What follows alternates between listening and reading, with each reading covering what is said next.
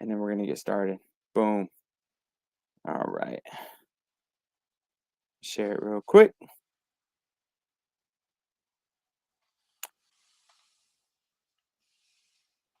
All right. Now it's showing on Facebook. But I guess if you want to, as I start to share this stuff in all the groups, tell everyone who you are, how you do, who you are, what you do, how you do it, and all that good jazz. Same as My name before. is so for the folks that don't know who I am, my name is Leo Prey. I'm the CEO of eXp Realty, and I have the pleasure of helping and supporting 87,000 agents around the 24 countries. Mm, that's right. And I know that last time we talked, you were CSO. So I guess what I'll do is I will go ahead and just start off. And by the way, I do want to say two things real quick. One, for anybody who's watching or watching later, ask questions in the comments. If you're watching right now live, we can answer those questions live. This is a pretty cool opportunity for all of you. Second thing is, Leo, thank you so much. It was not on his calendar. And I told him, I think Sunday or Saturday. I was like, yo, are you ready to go? He's like, what are you talking about? So he was able to put it on his calendar. The commitment is here for this time, and he made it work. We got 30 minutes. So, Leo, I really, really, really, really, really appreciate that. But yeah, so first question. And again, if anybody has questions, please ask. First question. What is the biggest difference between chief strategy officer and moving up to chief executive officer? No, that's a good question because when Glenn called me and told me I was the chief strategy officer, just like when he called and told me I was going to be the CEO, it was not much of a conversation. But I joined the company as the president of our affiliated companies, which is managing and keeping an eye on our smaller subsidiary holdings. Um, but what happened was I kept touching everything else, more by happenstance. And actually, when Glenn originally recruited me, um, his ask was that I join the tech organization. He wanted me to be the CTO, and I told him I could play one on TV, but I don't actually like it. But as he put it, I'm a little unique in the sense, as he put it, I was bilingual and not the English to Spanish, but the tech to real estate, right? So I can actually understand tech workflows pretty well, having led a tech organization before. Um, and so he said, no matter what you do when you join here, I do want you to be cross-functional and touch a lot of things. And so, funny enough to say out loud, this is my first job I've ever had. Outside of this, I've only been the founder and CEO. So with that comes not knowing how to basically behave in corporate America, I think. So like I don't understand, my swim lane. And so from my vantage point is if I can add value and it's accepted well, I'm gonna jump in and roll up my sleeves. So from chief strategy officer to chief executive officer, I think what really changes the public facing side of it externally, right? So day to day, the chief strategy to chief executive for me personally, internally, I don't think changed that much. I was already touching quite a few things versus now, externally, more people want to chat with me, but internally, um, it was already very much, you know, what my days look like. Right. Yeah. Well, I mean, obviously, smooth transition. I think this is happened in about 2+ years with DXP, correct? Yeah, I joined May 23rd, and then I became the CEO April 5th. So it's just right under. Yeah. So quick growth, fun to watch, and fun to see a different, like a disruptive type of leadership in these executive roles. Because, like you said, being a founder, CEO in other companies, when you move into something like that, you bring a different element because you've never really been in that atmosphere in terms of being hired to run that type of position. So I appreciate it. And again, this is what makes that super flexibility. Reached out to you Saturday, and here we are just a few days later, and I got 30 minutes with you. As CEO now, what is your number one? And I know you may have a few, definitely rolling No, around. no, it's one, and I'm super clear on Oh, hey, well, I it. was gonna say, what's your number one KPI? But we can jump to that next if you had a different number one in mind. Yeah, no, no, I'll go with priority because I think that's the one people ask me about the most, but it's what I think about all day. So my single obsession has been getting us prepared for the shift on August 17th, right? Gotcha. Um, and I can go back to the moments that became my obsession, right? I can go back all the way to June of 18 months ago when the court case was not dismissed and it was set for trial. Yeah. And then that's when I looked at Glenn and I said, we need to start preparing for this. And he said, well, you're the chief strategy officer, so figure it Figure it out. out. And so, you know, that's where eXp exclusives came from. That's where a lot of our conversations and preparations came from. And then again, it was October 31st because I was trick-or-treating when I got the call from Glenn. Like, did you read? I was like, well, and I actually said, I'll read it tomorrow. I'm with my kids. Nothing's going to change today. Right. And so, all of those moments, right, really kind of prepared us for what's coming. And then obviously March 15th was when we found out, okay, they settled, right? So with that being said, you know, I've done quite a bit of media interviews about it, and I talk to agents about it all day long. The fact is that the process that we knew is no longer going to be, and Mhm. you have to make a choice. Are you still wanting to participate in this very noble profession and serve families in their most important decision financially? And if the answer is yes, you need new skills. You need Yeah. added skills. And for a lot of folks, they said, yeah, I already did that.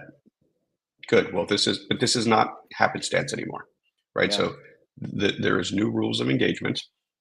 And so my obsession was making sure that you guys have all the tools to do that, right? I actually describe our company as a platform that allows real estate entrepreneurs to grow whatever size business they choose to build, right?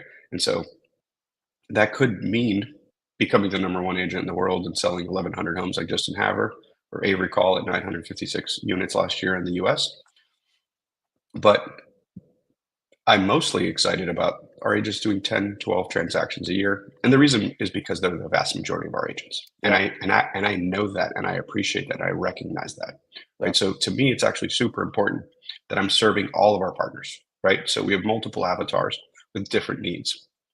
And so I look at us as a platform that needs to be as frictionless as possible. So I need to pay you guys as fast as possible. I need to give you answers to your questions that are critical as fast as possible. And you know, there's levels to that, right? Like, do you just have a quick broker question while filling out a form, or are you sitting at the closing table, need an amendment signed, right? Yeah. So, but with that said, I don't want to underestimate it, right? That this is a significant shift. It's a pretty big change as to how we've all done real estate up until this point. And so that means creating our own documents, right? Which is not something I wanted to do, but it felt like a need, right? Yeah. We've rolled out a buyer representation agreement, which has been well received. We've actually open sourced it, and I get pretty cool text messages from other leaders in the industry who said thank you because now I'm going to use your documents. So Yeah. lots of independents and franchises are using our paperwork as the gold standard going forward. Yeah. So say some of these agents are got their head down, they're in the field. What are and may not know even just that, because I know you guys came out with those documents either that weekend or the weekend after. It It was was 14 days, like yeah, okay. from reading the agreement to going live on a Monday. It was literally probably like 5 business, you know, 10 business, five business days in a week. So like 10 days, business days later. So you're about right. It was quick, and It we're was. already on version 2. Yeah, that's awesome. So for that agent who does got their head down, maybe listening to this, where can they access that for like where those tools in order to prepare for the shift? What are some of those tools in their tool belt that they need to be looking at, and where can they access it? Yeah, so we put them all in all the repositories you would have normally found it. So it's in Skyslope, it's you know with your brokers, and one of the things it's about meeting people where they're at. So you know you can get support inside of Frame, you can get support on a 1-800 number, you can get support on Workplace. So you know all the regular places you would look for forms, it's where we put them. But it's not just the forms, because forms is a simple piece of it, right? We're actually Yeah, doing daily trainings. We're doing them at the state meetings. We're showing up everywhere we can find you. So like if you were actually just you said the agents with their heads down, if they just pop them up, they will find some support, right? And to come next are listing agreements in all 50 states, right? Like we are not going to blindly trust these third parties to protect you guys because they yeah, didn't. and so we are going to, right? They didn't protect us collectively the way they should have.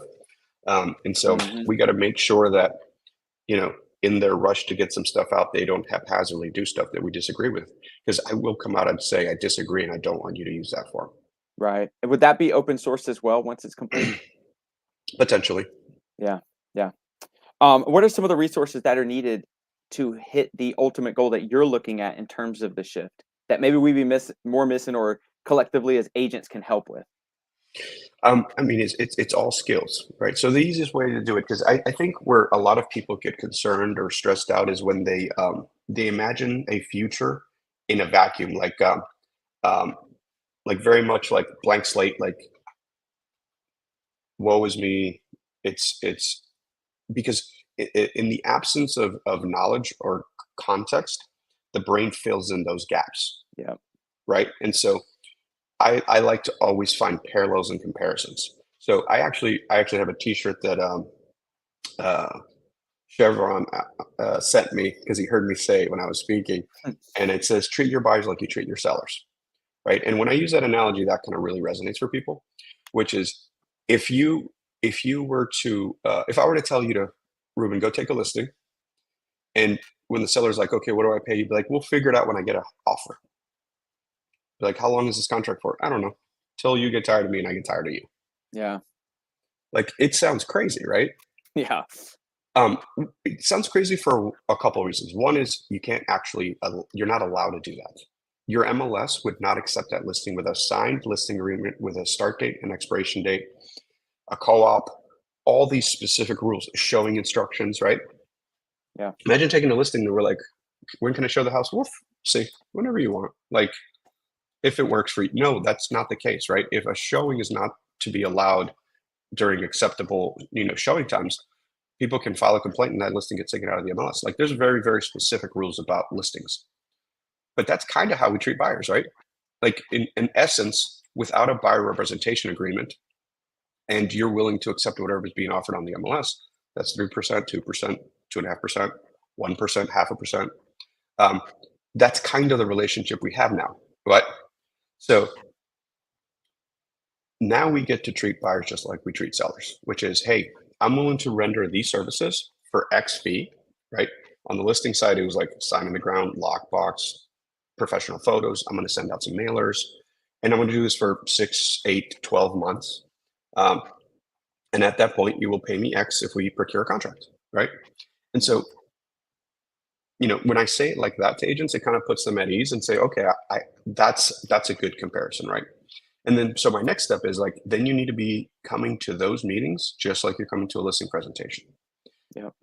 Meaning, you have, first of all, you walk in with the expectation that you're competing with other agents. Because every listing appointment I ever went on, and I'm sure you too, Ruben, you expected them to talk to multiple listings. Like you weren't assuming you were the first one and you just walked in with a listing agreement. You walked in with a listing presentation as well, Right.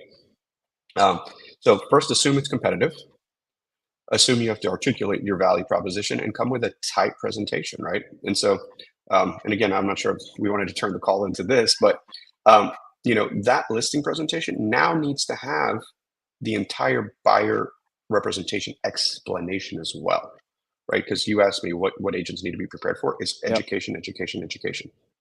This transition from the way we used to do things to the way we'll do them now will have a messy middle, right? Because 2 years from now, Ruben, when you're onboarding a brand new agent who's excited to be in our industry, they won't know what you and I are talking about right now. If they watch this video 2 years Yeah. from now, they'll be like, what are these old Sounds timers crazy. talking about? Yeah. It's just, and when we tell an agent 2 years from now, it's like, hey, we used to do like that. They'll be like, that doesn't even make sense, right? Because Yeah. it'll mirror the listing side. Yeah. And more importantly, it'll just be their new normal, right? Yep. Normal is what we assume is normal. And so, it's going to be as important on the listing agent side to be well versed and well educated to explain how buyers will interact with them, right? Just Yeah. setting expectations and explaining. And my key words have like, as if I were sitting in front of a consumer, how I hope you guys communicated is, this is how we did it before August 17th. This is how we are to do it after August 17th, which has no like, oh, I'm very upset and this is wrong. right? And again, I'm not actually saying I disagree with that statement. I'm just saying I'm not attaching meaning to it. Like Yeah. this is how we used to do it. This is how we're going to do it after, and these are the rules of engagement. Because trust me, there is going to be enforceability via the states and the MLSs, and we're starting to see it. Right, we're getting early signs that some MLSs will be handing out very expensive fines to both the agent and the brokerage for not following rules. Yeah. Yeah. Which states? No. I mean, Ruben, it's going to be a state near you. That's the Yeah. answer. Yeah. Yeah. Yeah. So Um, my guess, just from past behavior and rule changes, it'll be a combination of fines and suspensions. right. Right. Well, yeah. So, like you said earlier, with the agent who's heads down, pick it up with this big change, obviously happening in what, less than a month or approximately a month. So, right around the corner. Talking about some of the newer agents as well, we got Steve who reached out and said, "Thanks for putting this together, Ruben. Would love to hear any tips from Leo on how a new agent could be successful at EXP." Could you just touch on that for a minute? Yeah, so a little bit of a trick question because I'm not sure which way. So I'll answer the couple ways I'm interpreting one. So one is if you're brand new to EXP but a very seasoned agent, um, my suggestion is so first of all, there's an analogy I'm borrowing from Glenn because it landed really well. When you add our agents and staff, we're close to 90,000 humans, which is larger than the average American city, probably, right? So just like when you move to a new town, you probably know where the hospital and maybe your kid's school and the grocery store are. But it probably takes you a couple months, if not years, to find all the other cool stuff you like restaurants and parks and all the fun stuff that there's Right. to explore. And it's so cool to talk to someone who's been here 2 years and like I just found out about this and this is amazing, right? So I mean, I can go on and on about like EXP University and revenues and all of the different rev share groups that completely open up their playbooks and you can kind of literally run around from group to group, which all kind of have their own unique flavors, and in a beautiful way. That I think that's what makes our company special. Yeah. I could almost break down the different types of successful rev shares, whether it's events to social to production based, and so there's so many different cool things to learn. That's one part, right? Because like if you're a practitioner and all you need to do is plug in, have your transactions fulfilled, then there's so many other pluses, right? Um, and again, depending on where you're coming from, it could be vastly different, right? Yeah. We're highly tech leaning, so that means that we actually pay you faster, and that means that everything's digital. But if you're brand new to real estate, that's why I wasn't sure where the question was, so I'll answer it both ways. If you're brand new to real estate, the suggestion is independent of our company. Is I've always told people, find the person that you want to be most like and get as close to them as possible, whether that's joining their team or have a mentoring relationship. But in my experience, I joined a team when I got licensed. A lot of my friends joined teams when they got licensed. And the pure reason I'm saying that is because what happens is it compresses time, which is, Ruben, I think you've heard me talk about that concept. It's something I think about a lot, Yeah. right? Like the ultimate equalizer on this planet is we all have the same amount of time, right? Yep. And if it takes you 2 or 3 years to do 10 transactions versus you get to do that in a quarter, in 3 months, you get to experience the same amount of transaction and actually probably in a more powerful way because of the velocity, right? I think Yep. about velocity a lot. So not sure how the question was being asked, so I answered it all the ways I interpreted it. Yeah, yeah, yeah, yeah. And I told someone this not too long ago. I was like, man, at least I feel like this. To let me know if you agree. Is like the secret to success is just R&D, rip off and duplicate. Basically, like you said, attach yourself to somebody who's doing it at a high level that you want to be on, or be towards, or go towards, or break through. And from that, afterwards, sprinkle your own flavor on it. But build the foundation of somebody who's already done it really well. Is at least those two things have done really well with other people that we've seen that elevated. They've R&D'd and then sprinkled their own flavor.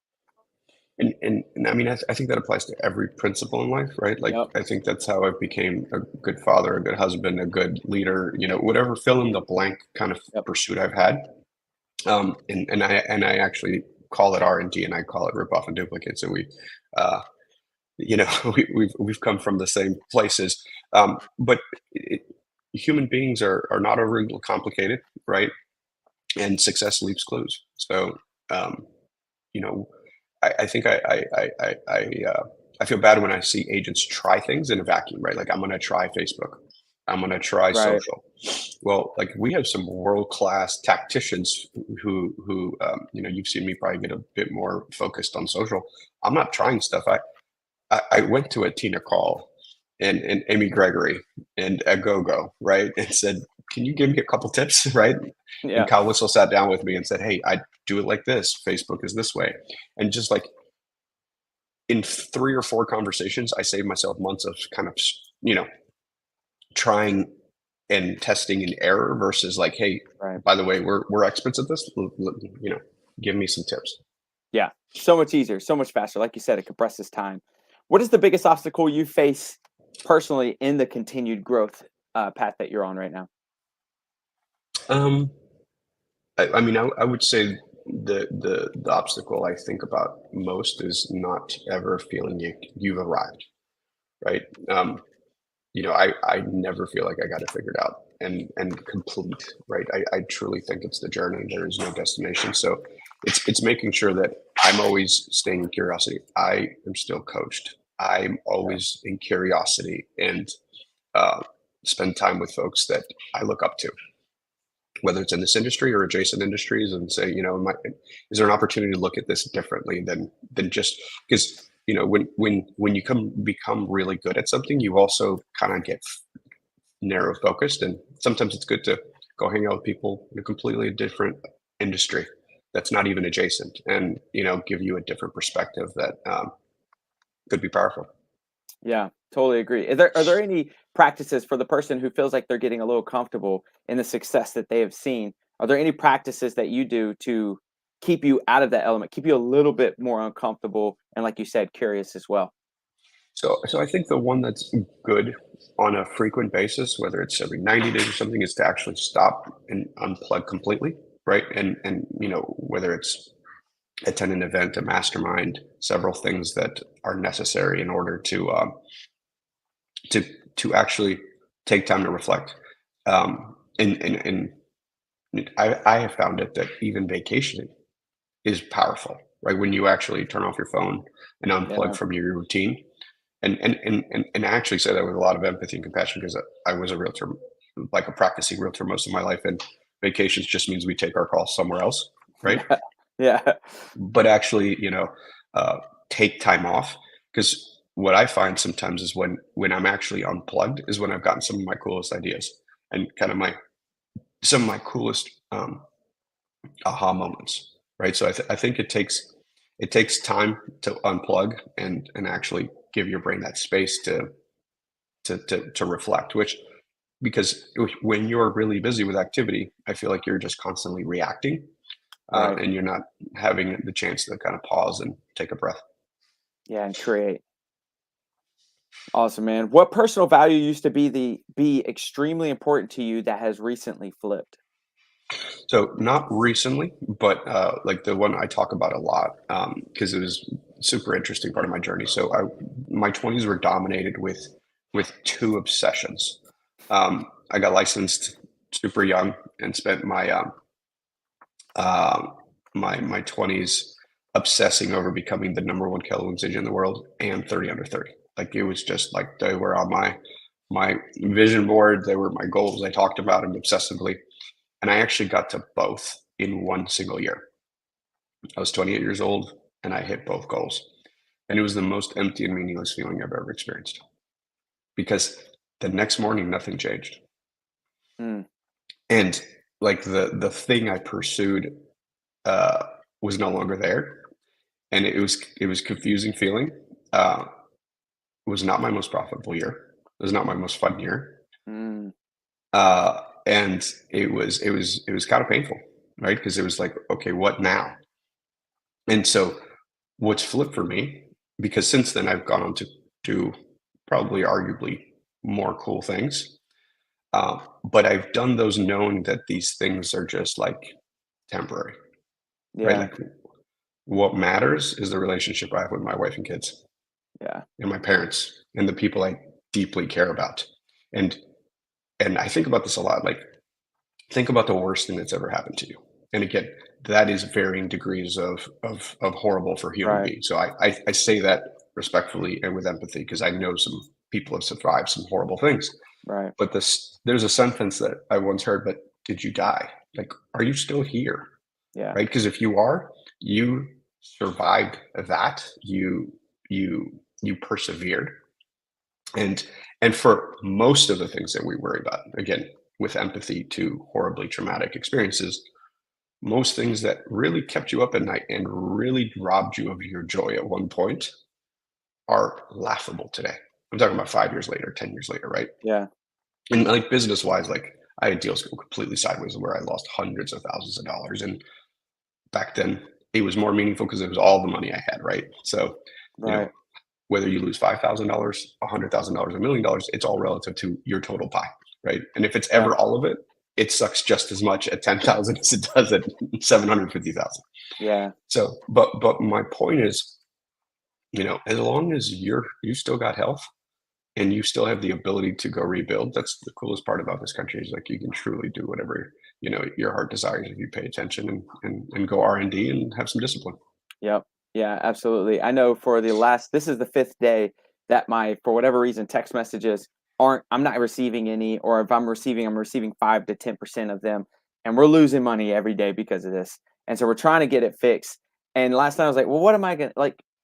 We're doing all we can on this front, but to sit in it and pout and be very upset about it, like you said, a year from now we're gonna look back like, remember that time, how annoying that was, and how much money.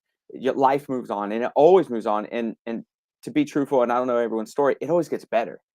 So, you just lean into that a little bit. I'll ask 2 more questions, and of course, I'm gonna let you go. This one, that came in, what networking, because you touched on this for a second, what networking events should be attended within the first or second year for a new agent? So obviously all the EXP ones, right? So we Hey, bring let's go. we bring the regional ones and the reasons why, right? So EXP we understand is not um, as attainable for a new agent because it doesn't matter what we make the price of the ticket, which we price them at below what we need in order to cover the expenses. So we Right, actually write a check to have every EXP because we believe in the investment that it means for our culture and our community. But so that was the concept with regional events, where we try to bring that energy and value to an event near you that was, hopefully drivable, right? I've met some right. folks at the Detroit when they drove from Ohio, so drivable means different things to different people. Yeah, Um, but realistically, something that was under a couple $100 for you. Without having to get on a plane and hotel, because plane travel, is what gets things to get a little pricier. But my yeah, suggestion is, in addition to ours, obviously, is get yourself into any rooms where you're the small fish. And that would be, and sometimes it doesn't even have to be a formalized networking group. It's like, if you're a brand new agent and you can make friends with folks that are at higher production, ask if you could just go sit quietly during their sales meeting. You don't have to join their team. Just listen to what the activity they're tracking, the questions they're asking, the role playing they're doing, right? Networking events. Again, there's definitely several ways of thinking about it. There's one where you're building your sphere of influence in your database to just get consumers, yeah. or are you going to networking events where you're meeting other practitioners who are coming up and sharpening their skill sets? And so I put that into two categories, and that's how I would look at it. Yeah, and those other ones, for the skill set, you don't never know if they'll ever be a consumer of a product or service that you're going to dive into years and years down the road. So relationship based, but getting elbow to elbow to people that you could build those relationships with. Last thing, worst piece of advice you have ever got, just so we could be on the lookout. Anything that's in scarcity, right? So I mean, I heard it a lot in the beginning when I was in my 20s, and I said the things I said out loud that I would become, and people were like, "You're shooting too high. You're wasting your time. You're going to hurt your own feelings." Like all of that stuff, and I heard a lot of that earlier. I mean, the the more times I accomplished when I opened my mouth and said I was going to do something, that turned into, okay, he's going to do it, right? Because I now have a proven track record. Yeah. Um, you know, as you know, in one of my last ventures, I raised quite a bit of venture capital, and I was always fascinated how VCs and growth equity underwrote opportunities. And I asked a bunch of them, I'm like, what's the single best indicator that a company you're going to invest in is going to succeed? And I got the same answer every single time, which is a proven entrepreneur, a second or third time founder. Mm, Um, so, that was, same thing. So like the people you surround yourself with, you know, my circle of close friends, when I say I'm going to do something, like, that's awesome. They encourage you. They'll give you yeah. feedback potentially, like, hey, maybe you want to talk to so and so who's done that specific thing, and Right. maybe they can help you do certain things. But if you hang out with a bunch of people like, no, that's crazy. Let's just go watch the game and drink Miller Lite in the basement. That's just a different way of thinking about the world. That's right. Yeah, totally agree. And I appreciate it. We have made it right to 10:30 with you finishing that question. So I'm going to let you go. Everyone that's watching this and watching this in the future, please show some love to Leo because, like he said earlier, this was not on the calendar and he did this as a big favor. So I very much appreciate it, Leo. If there's anything that we could do for you, just let us know. Of course, it sounds like educating the community more about this big change that's happening next month. But anything outside of that, just let us know. We're here for it. Thank you so much, Leo. I really appreciate it. My pleasure. All right, brother. See you, man. Take care. Bye. Bye.